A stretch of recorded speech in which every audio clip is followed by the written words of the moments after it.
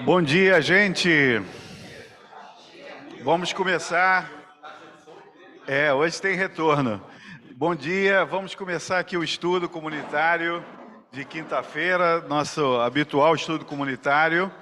Hoje temos a honra de receber aqui o Rabino Shlomo Zalman. Tá? Vou dar aqui um breve resumê da história do Rabino Zalman. Ele é graduado em Ciência Política e Comunicação. Ele é mestre em Educação Judaica Pluralista, foi diretor-geral da Comunidade Reformista de Kol HaNeshama, em Jerusalém, se formou rabino em 2019 na HUC, em Jerusalém, e se formou como Sofer Stam em 2020. Hoje ele atua como rabino independente.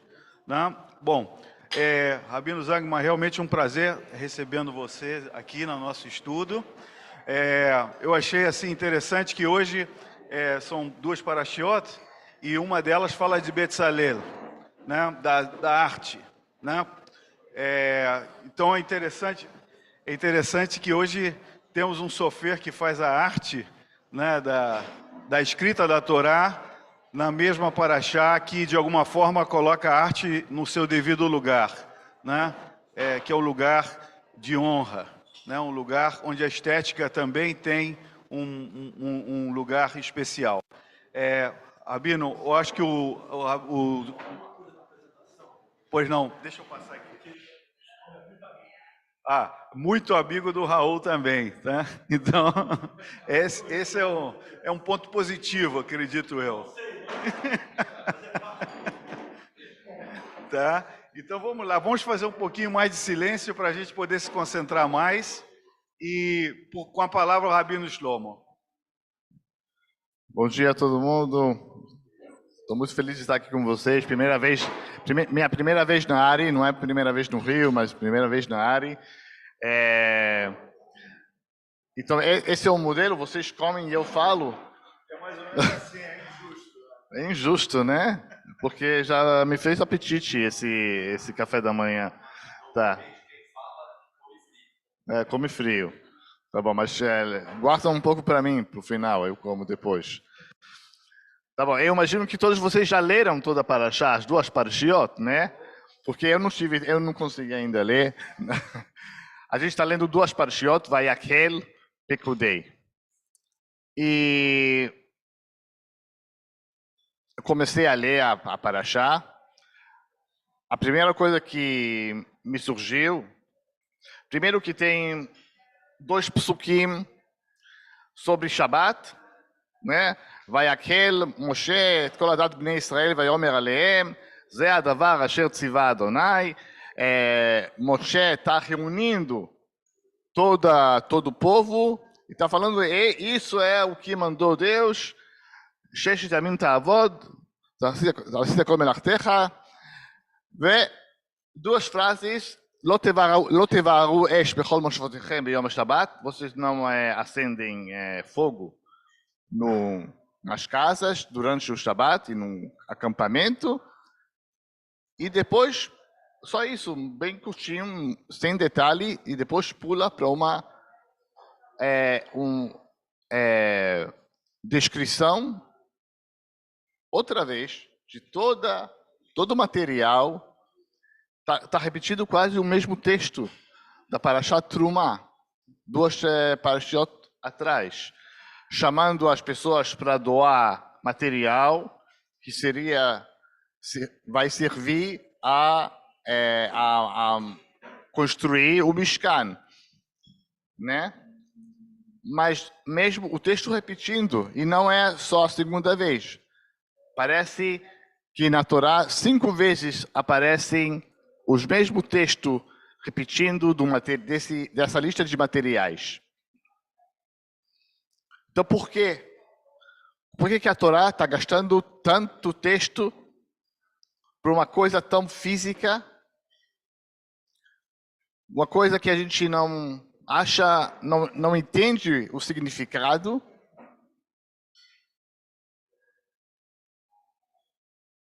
Por quê?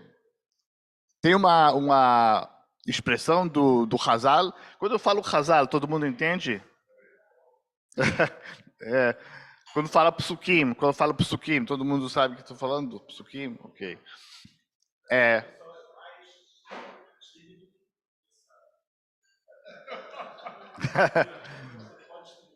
Ótimo.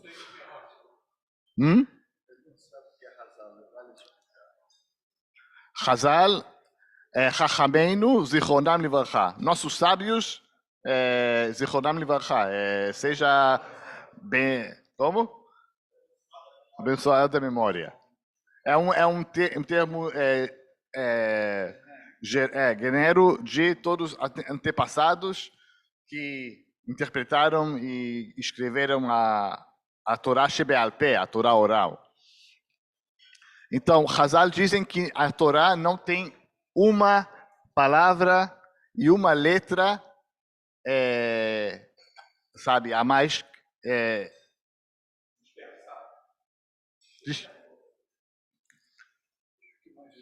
Então, como é que pode ser que pode repetir o mesmo texto 5 vezes e cada vez tem outro significado? Imaginando você que escreve a Torá, fala, mas eu já escrevi isso. Aí posso pular.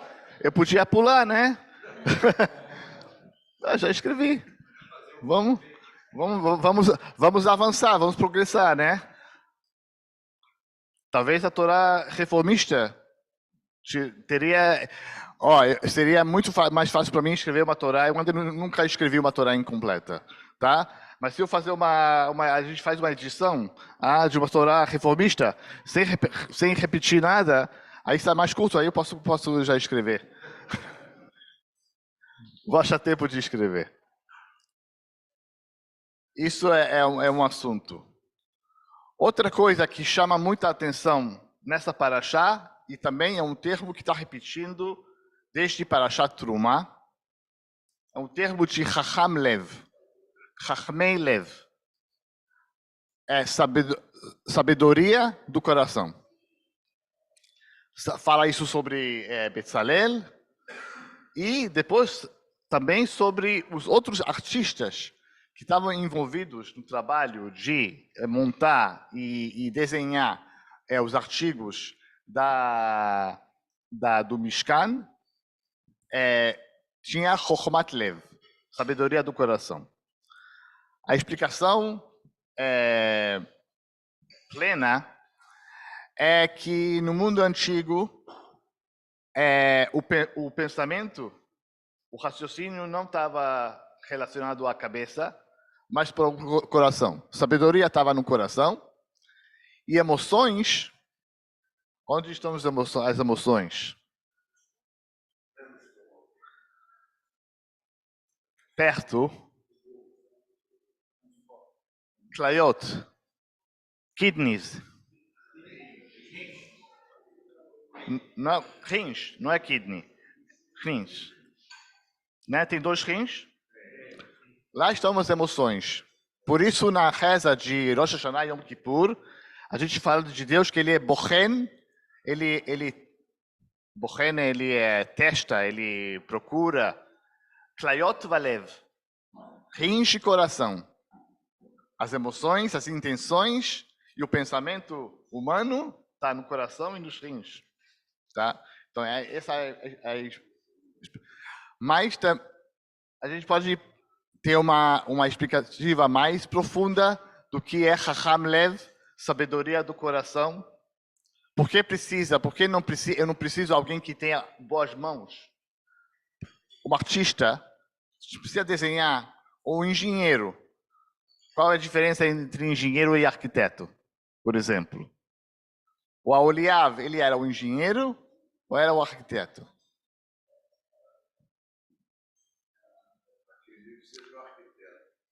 Então, com essas perguntas, eu estou abrindo para vocês agora suas interpretações. Não é a resposta sim ou não. Ele não era nem arquiteto, nem engenheiro. Estou falando, será que ele tinha a liberdade de desenhar de sua própria vontade, ou ele recebeu um desenho já feito e tinha que copiar? E se ele precisa copiar, Se é uma pessoa que precisa copiar, porque precisa ter chokhmat lev, sabedoria do coração. Tem que ser capaz fisicamente, né, para desenhar. Tem que ter a técnica só. Por que tem que ter alguma coisa espiritual envolvida no trabalho? Isso tem a ver também com o trabalho de Sofer Stam. Mas vou deixar para quem vai chegar no domingo. Eu vou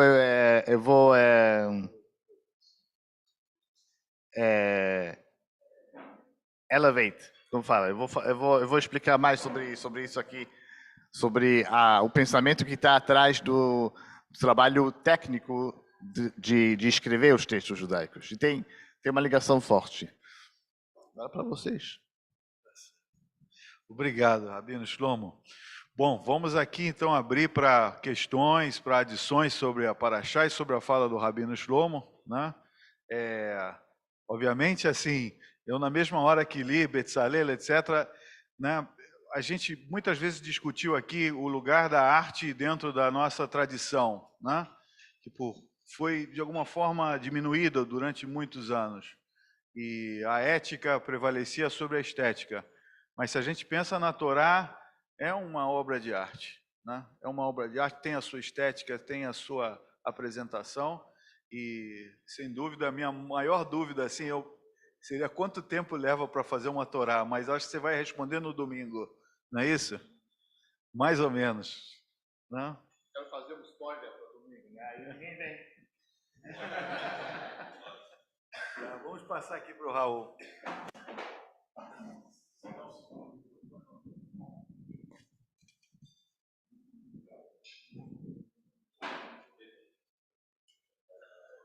Eu acho super interessante essa. Tem duas palavras, tem essa da sabedoria do coração e tem do voluntário, né? Como é que está no. Tem o voluntário também, o Nadiv. É Nadiv, não? É o. Nediv Libo, que o coração voluntaria. Que acho que são dois pontos centrais aí. E essa questão da arte que você tocou, evidentemente que a técnica é super importante. Então você vê o nosso Hazan aqui, a nossa Hazanita, a técnica é super importante. Porque se for um negócio, sei lá, se alguém aqui que resolver fazer a reza, vai ser meio... A gente não sabe cantar, né? A galera ali sabe. Mas, ao mesmo tempo, o coração é tão importante quanto. É uma sabedoria que não é só uma sabedoria de técnica, mas é uma sabedoria de entender que tipo de trabalho está fazendo. Não é simplesmente um show, um recital, um não sei o quê. É algo que é muito mais que isso. Quando você trabalha com coisas que são comunitárias e judaicas, você está fazendo um trabalho kodesh, um trabalho santo. E você tem que, então, estar imbuído disso para poder fazer direito, senão você vai ter uma administração só, e uma coisa muito fora do que a gente quer, fora do que a comunidade demanda. Então é muito interessante essa construção e ligada à questão do voluntário, porque tem que ser algo que você faz porque você quer fazer e não porque você vai tirar algum benefício próprio de fazer, né? A palavra em hebraico para bondoso, que é nadiv, é da mesma raiz de voluntário, a pessoa que quer. Se a pessoa está dando porque vai ter um benefício, ele não é bondoso droga nenhuma. Se o cara que vem aqui te dá um donativo e em troca pede sei lá o quê, isso não é um donativo, isso é uma venda, né? Um donativo é você dar algo, se você, sei lá, vai dar algo para alguma coisa social e tal. Tem que ser algo que você precisa, não que você está dispensando, né? Aí sim, e essas duas coisas juntas é que fazem o trabalho santo, a Avodat Kodesh e tal. Então essa Parashá tem isso muito bonita, né? Muito bonita. E eu acho que cada vez que eu penso aqui, a gente sempre fala aqui sobre a estética, né? Porque a Torá, você fica falando, está repetindo não sei quantas vezes, e que os judeus estavam afastados da arte pictórica, okay? Porque da arte literária nunca ficamos afastados, sempre fomos vanguarda da arte literária. Da arte pictórica, sem a menor dúvida. Mas a beleza é fundamental, mas para levar a mensagem. A gente sabe que sem a beleza a mensagem não vai, e a mensagem também tem que trazer beleza para a vida do homem. É muito interessante. É uma paraxá, parece muito seca, né? Quero ficar descrevendo aqueles negócios e tal, mas é super interessante.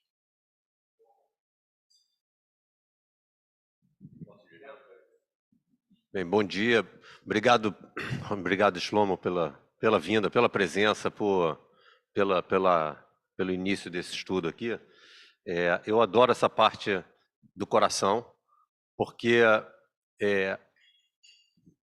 muitas vezes nós temos atitudes de impulso que são do coração.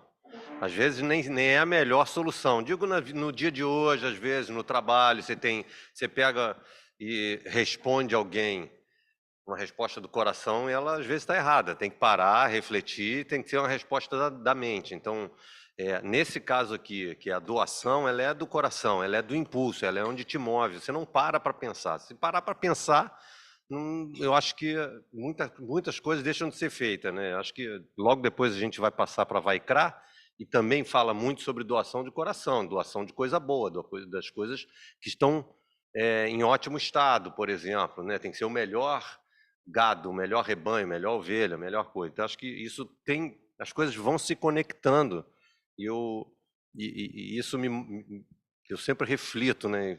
Eu já tomei algumas broncas por ter dado respostas do coração, né? Fala, André, pensa um pouquinho e depois responde.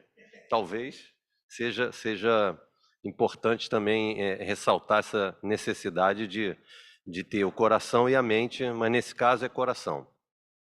E curiosamente, quando eu estava lendo essa semana as duas Parashot, eu estou passando rapidamente por uma pequena reforma hidráulica no apartamento. E aí me dei conta que você recebe a lista de material do bombeiro. Aí você confere a lista do material. Aí você manda para fazer orçamento, para 2, 3 lugares. Aí os 2, 3 lugares mandam para você confere se está tudo certo. Depois você manda entregar e o bombeiro usa. E depois você checa se ele utilizou tudo. É rigorosamente o que aconteceu aqui. Só trazendo para os dias de hoje, é rigorosamente o que a gente tem aqui.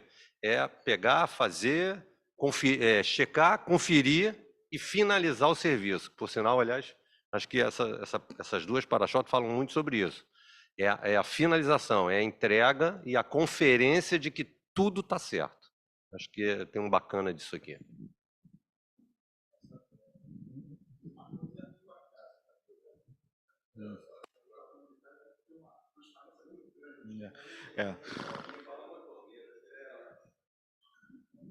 Bom dia a todos, obrigado pelas palavras. Está ouvindo?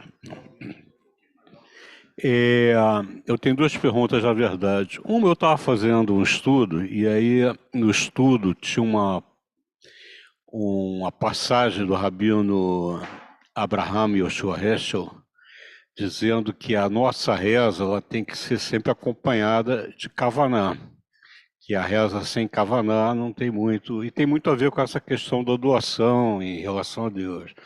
E a minha maior dificuldade é entender como é que a gente adquire para ter Kavaná. Você tem algum insight?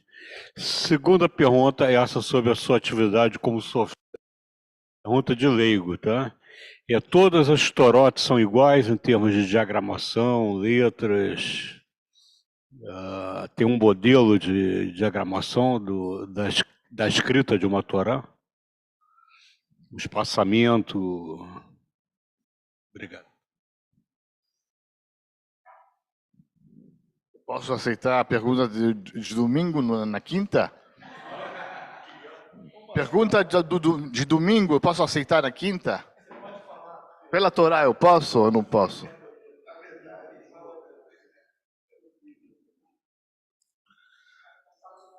Se a Torá não era a mesma, o texto que tem aqui, o texto que tem nos Estados Unidos, e na Argentina, e na Europa, e em Israel, a gente não era um único povo. Cada comunidade tinha a Torá dela. Então, são idênticas. E tem que ser idênticas. Igual a mezuzá. Mezuzá, cada um escreve o texto que quer. Desenho? Ah, só no domingo. Só no domingo. Isso já, só no domingo. Só no domingo. Não é o shiur sobre Ktivat Stam. Sobre Parashat Shavua.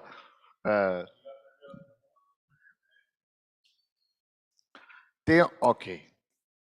Tem uma discussão sobre a reza se eu rezei sem kavaná. Tem um termo conhecido em Halachá, Latzet Yedei Chová, né? É assinar o ponto, né? Se diz em gíria, né?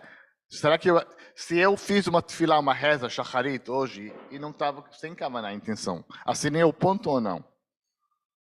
Valeu? Está validado ou não está? A resposta é que está. Agora, você tem dois tipos de intenções.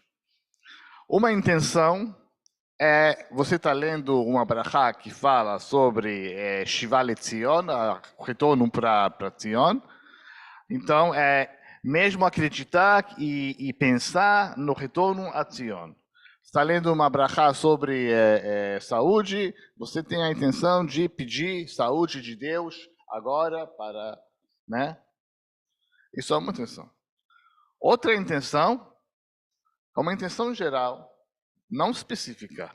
A intenção de cumprir a mitzvah da reza de shacharit. Eu cheguei hoje de manhã para cá porque eu estou dedicando o meu tempo para fazer essa mitzvah na hora certa e não fazer outra atividade. Pronto, essa é a intenção principal. O que já está dentro é pessoalmente. No meu caso, é muito particular. O meu rabino, que não era rabino, era professor, filósofo e médico, Yeshayahu Leibovitch, ele falou: Deus não substitui o hospital. Quando a gente precisa médico, a gente não vai pegar a bênção do refuá e fala. A gente corre no hospital, não é? E o Deus não é também eletricista. A gente tem problema, a gente não vai uma reza, a gente vai no eletricista.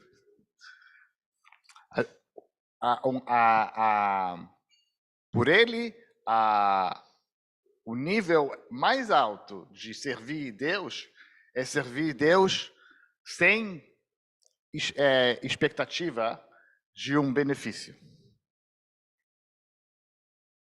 Só a intenção de servir Deus, essa é a intenção necessária. Respondeu? Olha, eu visitei uma outra sinagoga e um Hazan que não via há muito tempo, um amigo, eu não via há muitos anos. E eu me coloquei no lugar dele, ele estava fazendo um bar mitzvah à tarde, né? Não sei quantos milhões de bar mitzvahs ele já fez. E ele cantou lindamente, uma kavaná toda. Então, quando eu fui cumprimentá-lo, eu falei: parabéns e parabéns pelo teu kavaná. Aí ele falou: realmente, né? Porque é essa coisa, né, de chamar, de ter o kavaná e de manter o kavaná numa situação repetitiva, profissional, realmente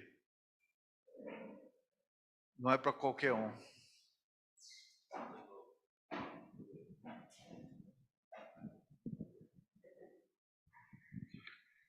Não, Shlomo, olha só. A questão da kavaná. Não, a questão da kavaná, acho que é uma pergunta brilhante do Hélio. Pergunta brilhante, está perfeita.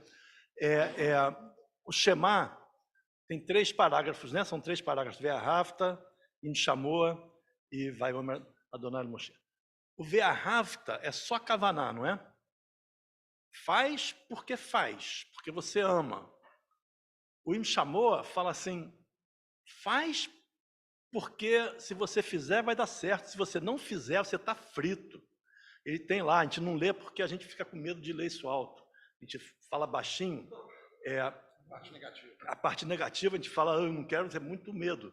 Então, de uma certa forma, por que essas duas formulações que são antagônicas, que é o que ele falou, com kavaná ou sem kavaná, quer dizer, aquilo eu particularmente chamo judaísmo de gincana, né? Você tem uma cartela que Deus te dá, e estão lá marcadas as mitzvot todas, você vai ticando, tchá, tchá, tchá, tchá, tchá, tchá, fiz tudo. Aí quando você chegar lá em cima, você aperta dentro da cartela, você vai para Viraçoto. Você não, você vai para Bangu, certo? Depois espera o juiz te soltar. Mas, enfim, esse judaísmo, que é um judaísmo sem kavaná nenhuma, esperando apartamento na Viraçoto, no Alamabá, ele conflita com o outro, não é? Que faz com kavaná. E qual dos dois, então? E por que os dois estão no Shema? Não vai sair tão fácil a tua resposta, né? Você tem que trabalhar um pouco.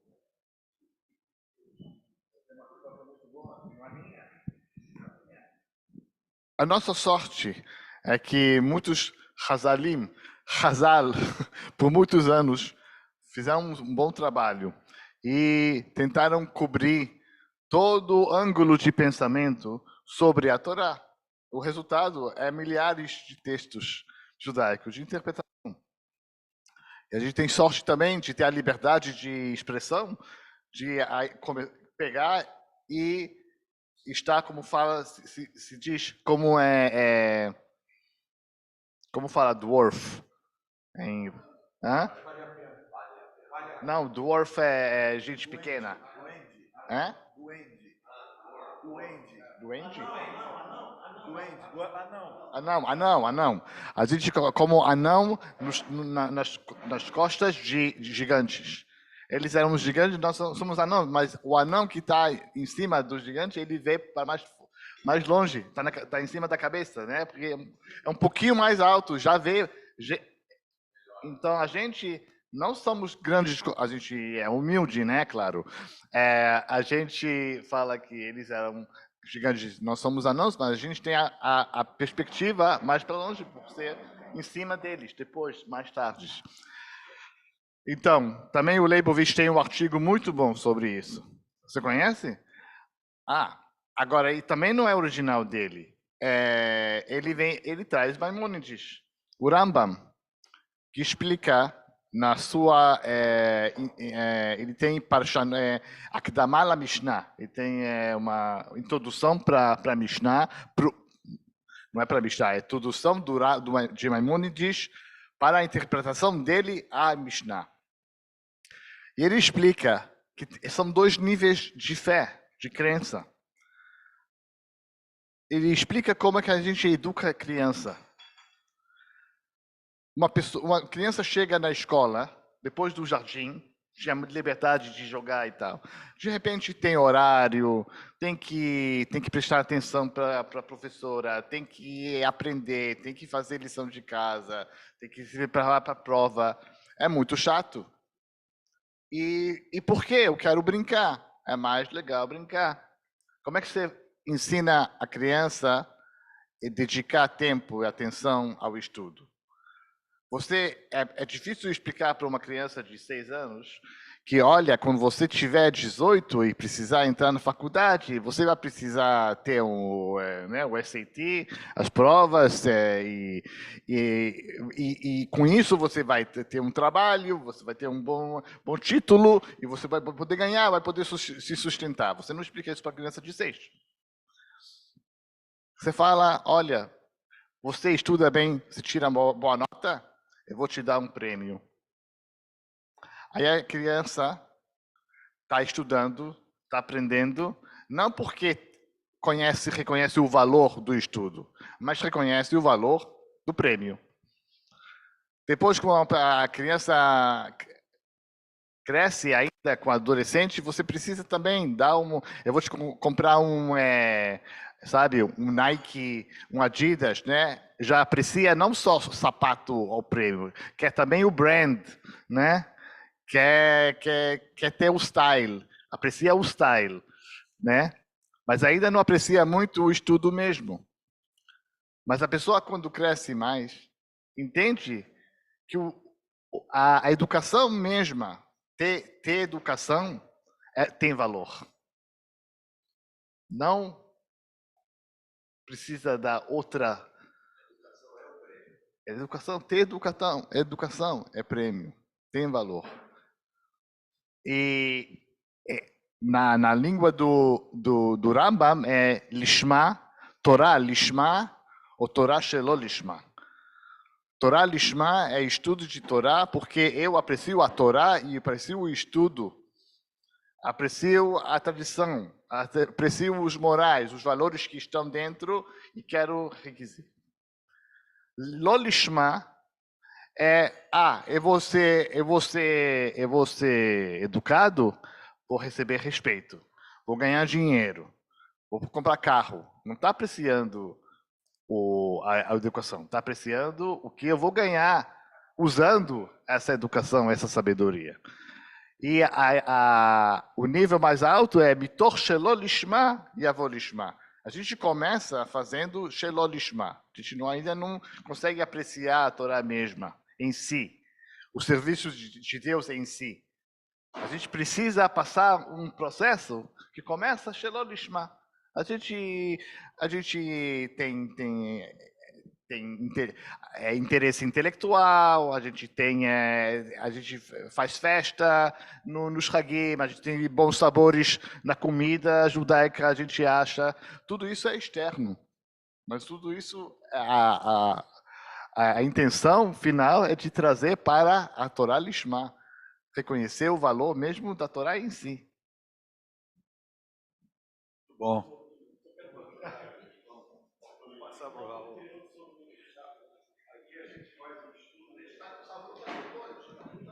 Não, mas Shlomo, olha só, olha só que interessante que o Shlomo colocou, como isso é fundamental no judaísmo. O judaísmo acredita exatamente nisso que o Shlomo falou. Começa fazendo pela recompensa. E um dia você vai chegar a fazer pelo valor de fazer e não pela recompensa.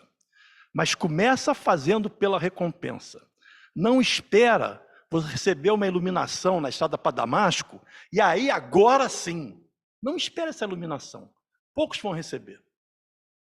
Começa pela recompensa e pelo fazer e pela praticar as mitzvot, você vai adquirir esse amor. Esse é o fundamento da teologia, da prática da teologia, da prática judaica, certo?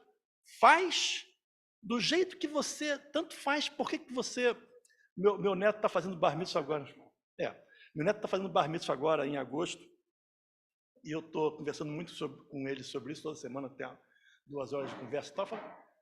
A prática, fazer, é o mais importante do que acreditar no judaísmo. Eu pouco me importo se você acredita que tem Deus ou não tem Deus.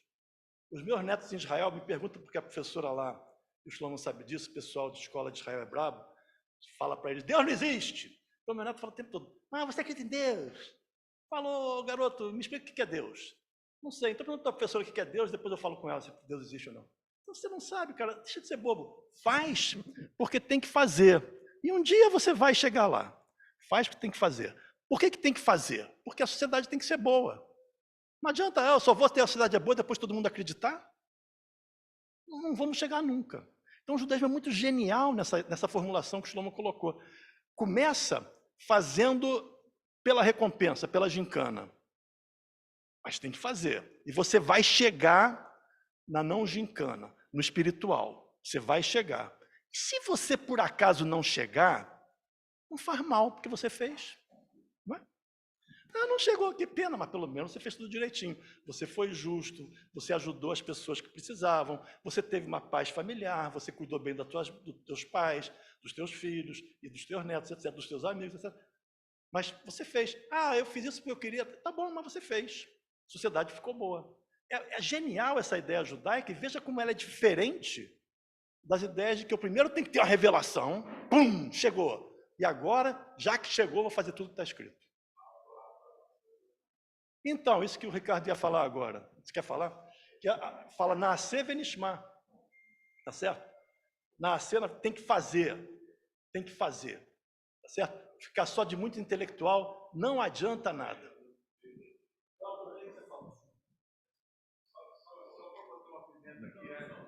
Eu queria fazer uma pergunta para o Rabino Shlomo, mas o Raul, você então está dizendo que Dentro desse conceito, a gente, para trazer os jovens na sinagoga, pode dar uma mesada. Para trazer os jovens na sinagoga, a gente pode dar uma mesada. É isso que você está dizendo. Não foi dessa forma, mas é válido.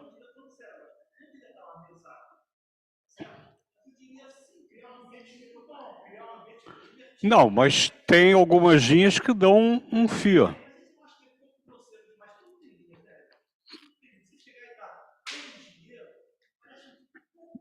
Ah, então dá um lanche, dá um sushi.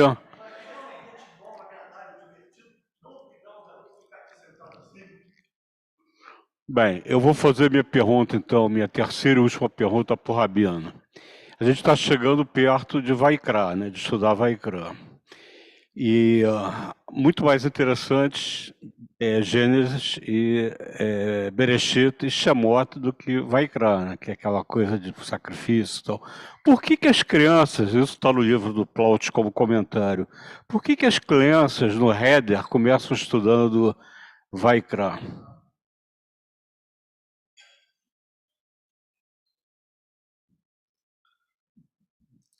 Eu não estudei no Header, tá? E não me ensino no Header. Então, eu não sei se eu posso falar em nome do sistema educativo ultra-ortodoxo, que começa com o livro de Vaikra. É só o ultra-ortodoxo, tá?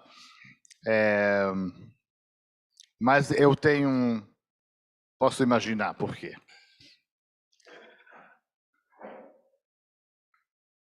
Criança tem pensamento bem puro, sabe? Vê uma coisa, pergunta, não tem filtros, como a gente acumula durante a nossa adolescência, né? E a história de Bereshit, da criação do mundo, eu acho que com a imaginação de uma criança, pode trazer muitas perguntas. Coisa que não faz sentido, como é que era, como é que e é mais difícil, eu acho, indoctrinar uma fé ortodoxa. Qual é a tradução de ortodoxia? Né? Orto é ortodente, né? É reto. E doxa é pensamento.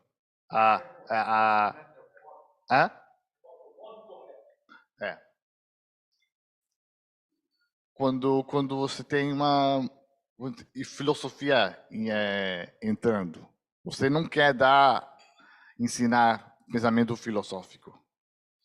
E Vaikra é bem simples. São regras, são técnicas de fazer. E o ensinamento ultra-ortodoxo é você faz, você não pergunta. Quando você chegar na idade de perguntar, já vai estar bem imerso nessa prática e na indoctrinação, que seria difícil abrir o pensamento. E quem abre o pensamento, quem consegue, ou é calado ou chutado para fora. Esse é o sistema. Eu queria pedir, o Raul falou que o público é mais tímido, né? Eu estou sentindo muita intimidade lá nessa área aqui. Eu queria pedir uma pergunta, uma voz. Solange, faz uma pergunta.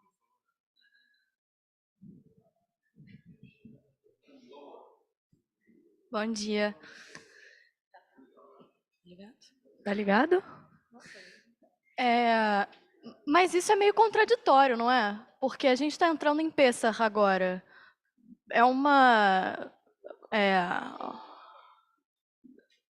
Posso falar?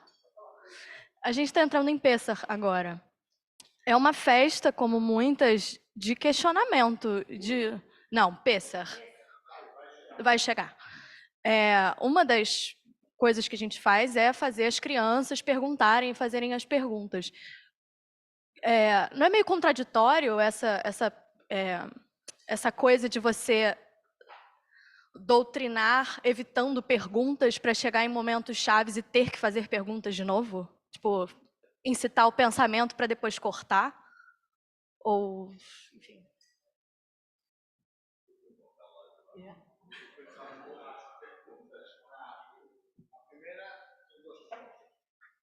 A primeira é que na Haggadah, que a gente lê, estão as perguntas, então as respostas. Já está a resposta lá. Quer dizer, você pede a pergunta, mas você já sabe o que vai. E é muito fácil, sabe, atrair pergunta que você já sabe a resposta. Um pensamento liberal é fazer pergunta que você tem que contar a possibilidade que não vai achar resposta. Ou vai achar uma resposta só parcial. Eu sempre falo que as grandes perguntas, uma pergunta boa nunca acha uma resposta boa como a pergunta. A resposta não chega ao mesmo nível. Isso aí. Olha, temos aqui o Gerbatin, depois Gorodovich. Só para... Eu estou entendendo que nascer Vinishma, né? Quer dizer, primeiro faz, depois aprecia. Não caberia faz, entende e aprecia? Quer dizer, dentro do processo de apreciar, você tem que entender. E o entender é entender de que forma. Porque senão você pode entender de uma maneira que você não vai apreciar. Então, dentro do processo do fazer e o apreciar, essa forma do entender, que eu acho que é a forma que a mim me toca, é a forma reformista, que me faz apreciar. Porque se eu entender de outra forma, eu talvez não aprecie. Mas não é que na ortodoxia não se pode perguntar. Não, é bom perguntar. O estudo traz perguntas, mas perguntas para entender o texto melhor, para entender a halakha melhor, para poder seguir a halakha. Tem limites das perguntas que você pode fazer. Então, eu conheço já várias pessoas que saíram, deixaram a prática da religião, porque elas eram aquele aluna na escola, na classe, que tinha pergunta que o professor não sabia responder. E essas crianças eram caladas. E o professor não procurou dar um atendimento, sabe, de aceitar essa curiosidade e também saber seus limites. E por isso...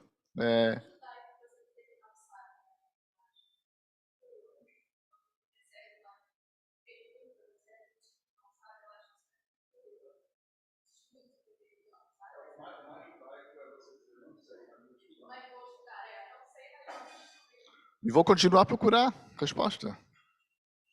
Rabino Shlomo, vamos passar o Daniel Gerbatin, depois Gorodovich, vamos tentar encerrar em 10 minutos no máximo, tá? Né? 9h40.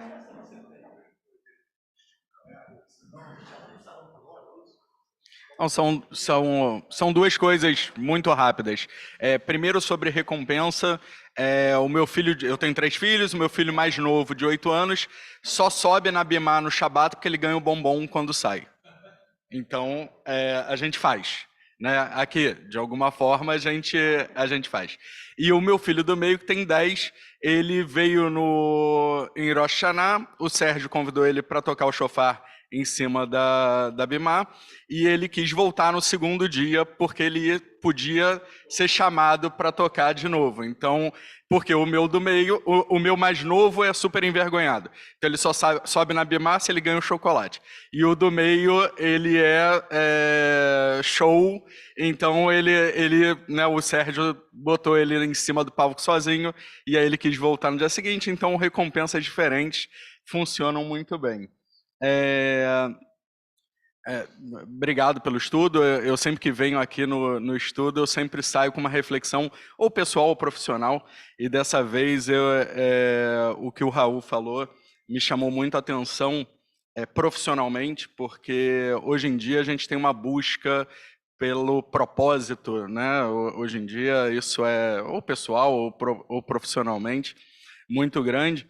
E eu sempre estava no conflito entre buscar recompensa ou achar o propósito, né? E aqui eu acho que ficou, para mim, pelo menos, muito claro que uma coisa não é conflitante com a outra, né? Mesmo que você não ache o propósito ainda, fazer pela recompensa ainda vale a pena, e depois esse propósito pode aparecer. Sim, mas primeiro já... Primeiro vai pela recompensa, depois tenta achar o propósito. Bom dia, primeiro obrigado. Aliás, obrigado a todo mundo que está falando aqui. Bom, em primeiro lugar, eu acho que nós somos pessoas de troca, né? Eu já tenho falado isso aqui da questão do relacionamento, né? Do judaísmo ser uma religião que coloca o relacionamento como o elemento principal, né? Não o homem, não Deus, mas o relacionamento entre o homem e Deus e entre os homens. E esse relacionamento, ele sempre traz trocas. Nós sempre fazemos trocas. O que muda é a natureza das trocas. O que muda é o nosso desejo a partir dessas trocas. O que a gente pretende a partir dessas trocas.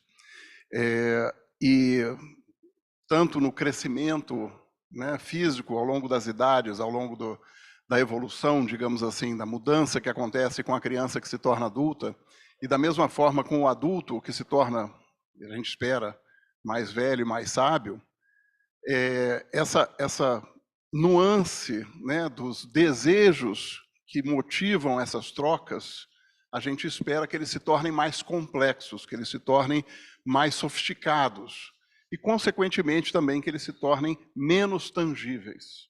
Então, quando a gente fala, por exemplo, de Matlev, né, de Nadiv Lev, o que a gente está falando, na verdade, é de uma natureza mais complexa de troca. Não é que não existe troca, troca sempre vai haver, é da nossa natureza fazer trocas. Quando nós oferecemos algo, mesmo nessa oferta existe algo que a gente recebe. Então a natureza da troca se torna mais complexa. O segundo ponto que eu acho que é importante chamar a atenção, eu tenho quase certeza, me corrijam se estiver errado, que vai aquele é onde está o Birkat HaKohanim. Tem Birkat HaKohanim em vai aquele? Alguém sabe se está em... Não importa tanto se está... Antes de validarem isso ou não, tem uma questão interessante, né? O Hélio falou de Vaikra e falou de Vaikra como um livro insosso, né? Olha, a gente lê em Minhad Yom Kippur, a gente lê um trecho de Vaikra. Depois, ok, beleza. Em Minhad Yom Kippur a gente lê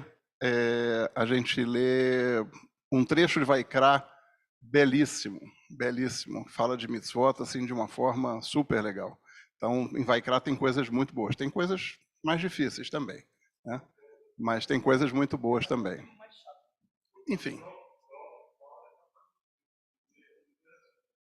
Tem? Pois é. Eu, na verdade, pensei no Birkat HaKohanim, não é necessário que esteja nessa paraxá, eu pensei pelo seguinte, né? Birkat HaKohanim é o trecho mais antigo que se encontrou da Torá, escrito, né, em trabalhos arqueológicos, foi encontrado, se eu não me engano, em David, um pergaminhozinho enrolado, algo como se fosse um amuleto que alguém usasse pendurado. Isso de mais ou menos século 6 ou 7 antes da Era Comum. E assim, é interessante a gente pensar que em determinado momento, né, as pessoas usavam amuletos, né, como também se usa hoje em dia, né, muita gente usa amuletos. E isso me fez pensar na questão da santidade dos objetos litúrgicos, né, na santidade, por exemplo, do Mishkan enquanto construção, né, ou de tudo que havia dentro dele, objetos tangíveis que estão ali referenciando uma determinada coisa. E, finalmente, exatamente, isso me remete a um sefer que se escreve, né,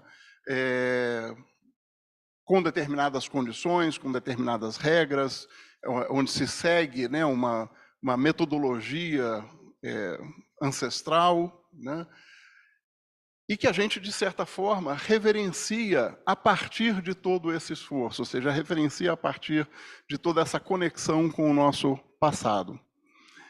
E é importante a gente sempre observar que a sacralidade das coisas não está na ordem correta, né? Ou seja, a ordem correta seria a gente dizer as coisas da sacralidade. Ou seja, as coisas que nos remetem à sacralidade, que de alguma forma nos conduzem até lá, que nos levam a um estado de espírito, que nos levam a uma elevação espiritual, que nos permita buscar um entendimento mais sofisticado, mais complexo, da mesma forma que aquelas trocas intangíveis que eu havia mencionado antes. Então, quando a gente fala de Keva e Kavaná, me parece que a gente está falando, na verdade, de um processo sempre em construção. Vou dar um exemplo pessoal, né? Eu colocava tefilin todo dia, de manhã. E quando eu tinha uns 17 para 18 anos, eu cheguei à conclusão de que alguma coisa ali não estava boa. Porque eu percebi que eu podia achar que colocar tefilin não fazia sentido. E podia ainda assim continuar colocando o tefilin todo dia de manhã. Mas eu não podia, enquanto estava colocando o tefilin, achar que aquilo não fazia sentido. Isso eu não podia fazer porque aí eu estava sendo hipócrita. Eu parei de colocar tefilin todo dia. E vocês devem ter reparado, quando eu venho aqui no Minyan, eu coloco o tefilin, né? Nem todo mundo coloca, eu faço questão de colocar. Esse processo que me trouxe de volta para a possibilidade de colocar tefilin de manhã, sem achar que era uma coisa que não fazia sentido para mim, eu acho que é o que cada um de nós precisa buscar. Ou seja, dentro do seu entendimento, da sua visão, né? Porque apesar da Torá ser a mesma, escrita da mesma forma, com o mesmo modo de construção, a nossa leitura da Torá é diferente, ela é diferente para cada um. E ela acaba sendo diferente na Argentina, no Brasil, em Israel, porque temos culturas que nos permeiam, temos pensamentos diferentes, temos formas diferentes de lidar uns com os outros, inclusive, né? E que fazem com que todas essas coisas que nos levam para a sacralidade, né, os objetos que nos conduzem para a sacralidade, acabem sendo diferentes para cada um de nós. Mas o importante é a nossa construção pessoal.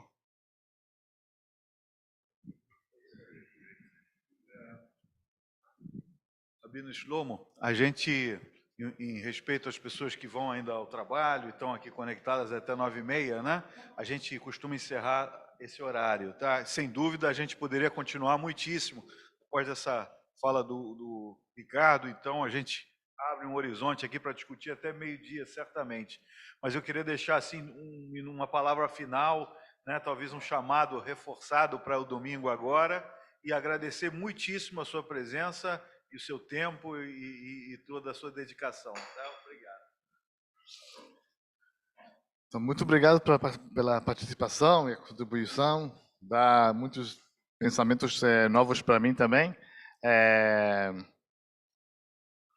O judaísmo é considerado a primeira religião monoteísta e também uma religião anti-paganista, antiprática, né? Antimaterial, mais espiritual, né? De um Deus que não é visível. De outro lado, os sacrifícios eram, durante muitos anos, uma prática comum e não era uma invenção judaica. E a gente tem muitas práticas envolvendo artigos materiais. Como é que a gente faz essa... né? Porque, afinal de coisas, nós somos materiais. Nós somos matéria, que tem um espírito dentro. Mas a gente precisa segurar alguma coisa. A gente ama uma pessoa, a gente quer abraçar, a gente quer beijar. Não é suficiente só falar, eu te amo sem expressar. Falar, eu amo, mas não toco. Que amor é esse, né? Então, eu acho que eu procuro e gosto de achar significado nos objetos. E você, quem vem no domingo, vai entender por que a gente também exige essas regras de quem faz os TAM, os artigos sagrados que a gente usa. E também isso também explica por que Deus procurou uma pessoa com uma profundidade espiritual para fazer os artigos do Mishkan. Qual a diferença entre um artigo feito por um robô e o mesmo artigo feito por uma pessoa? Que pode parecer idênticos. Pode parecer idêntico. O que isso significa para a gente? Então é isso aí. Obrigadíssimo. Até domingo, hein? Até domingo. Domingo, 10h30. Então, gente, vamos aqui encerrar e vamos fazer Birkat Amazon, mandando um grande abraço a todos que estão aí no online. Temos aqui Suíça, Israel, enfim. Não vamos perder também o Kabbalat Shabbat amanhã, sem dúvida, com a prédica do Rabino Shlomo e o Shahari também no sábado, tá? Então, gente, até logo. Vamos aqui com Birkat Amazon. Tudo de bom. Tchau, tchau.